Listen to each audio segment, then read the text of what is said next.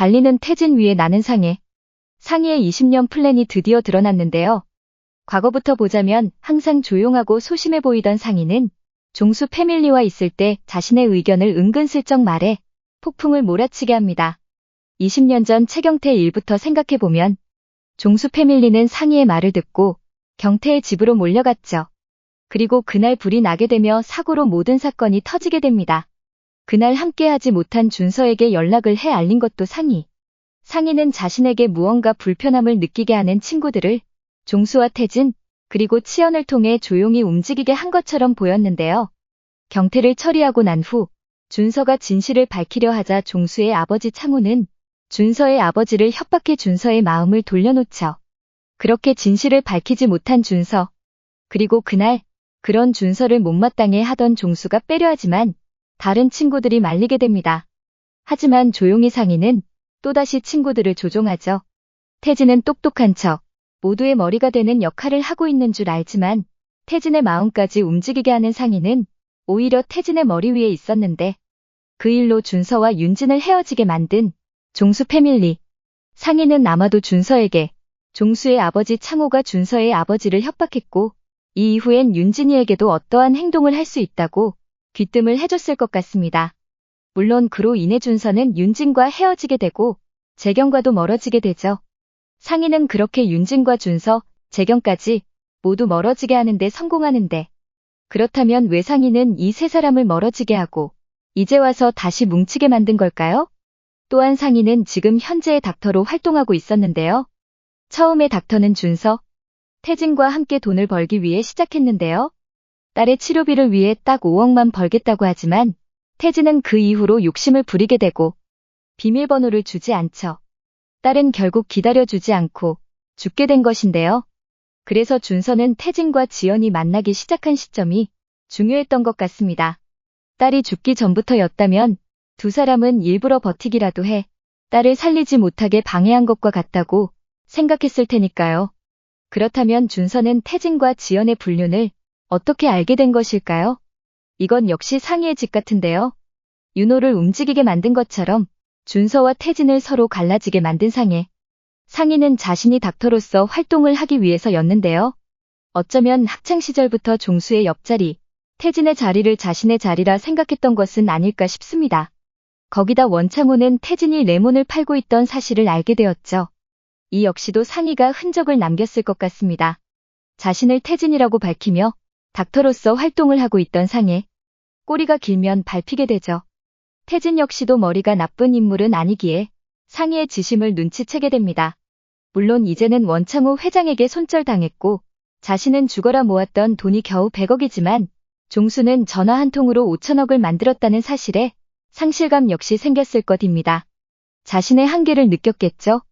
거기다 이제는 종수와 치연 역시 자신의 불륜까지 알게 되고 친구의 와이프와 놀아난 아주 쓰레기가 되었습니다. 그렇게 종수 패밀리에서 태진을 멀어지게 만드는 상해. 상희는 윤호에게도 정보를 주고 태진을 몰아세웠는데요. 그로 인해 브레이크가 고장 나버린 윤호. 걷잡을 수 없이 많은 범행을 저지르게 되죠. 그런데 상희는 종수 패밀리와 있을 때 덩치부터 차이가 아주 컸는데요. 왜소하고 힘도 없어 보이는 상희. 그런 상희는 또다시 머리 역할로서 자신을 도울 인물, 주송을 끌어들입니다. 주송은 생각보다 힘이 좋고 의리가 있는데요. 준서의 죽음을 이용해 주송을 움직이게 하고 있던 상희. 사실상 준서를 죽인 건 닥터로서의 삶을 살기 위한 상희였을 것입니다.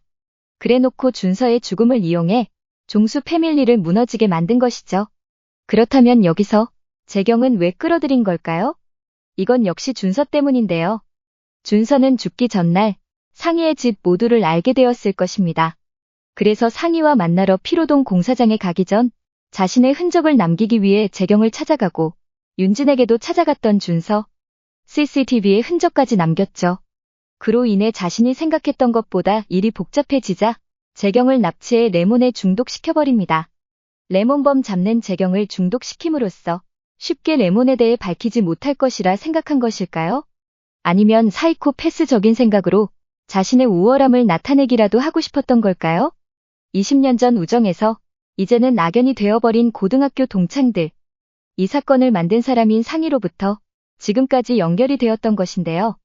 차근차근 조용히 아이들을 움직이게 만들고 사이를 와해하고 어느새 자신을 신뢰하게 만들었죠. 거기다 닥터라는 이름으로 돈도 벌고 있는 상희. 어눌한 척하며 태진에게 맞춰주고 있지만 사실상 태진을 이용해 자신의 부를 챙기고 있던 상해. 상희가 정말로 원하던 것은 무엇일까요? 왜 준서를 죽여서까지 닥터가 되고 싶었던 것일까요? 준서에 대한 질투심은 확실한 것 같습니다. 준서를 마음대로 할 수 없던 상희는 결국엔 자신의 일에 방해가 된다 생각했고 재경에게는 태진이 마치 한 것처럼 털어놓았죠. 재경은 그래서 태진을 의심했는데요. 사실 태진은 레몬이나 팔던 불륜 나부랭이였는데 말이에요. 이제 정말 단 2회만 남은 드라마 커넥션. 점점 더 흥미로워지고 있는데요. 진실이 밝혀질수록 배우님들의 폭발하는 연기력에 감탄이 절로 나오게 됩니다. 특히 윤호님 동공 연기는 입이 떡 벌어지게 만들었는데요. 와, 이런 보석 같은 배우님이 계시다니 시청률에 크게 한몫하신 듯 싶습니다. 한편 재경은 경찰서에서도 레몬을 한 사실을 들키게 되는데요. 이번엔 어떤 식으로 빠져나갈 수 있게 될지 걱정이네요. 주사기가 나오지 않는다면 피라도 뽑아갈 것 같은 느낌이죠. 결국엔 치료를 받게 격리되고 나머지 팀원들이 도와 이 문제를 해결하게 될까요? 재경이 끝까지 파헤쳐야 하는데 창수가 경환을 좀 어떻게 해줬으면 좋겠네요. 드라마 커넥션 마지막 회까지 쭉 비상광과 함께 하도록 하겠습니다. 오늘도 재미있게 보셨다면 좋아요, 구독 부탁드립니다.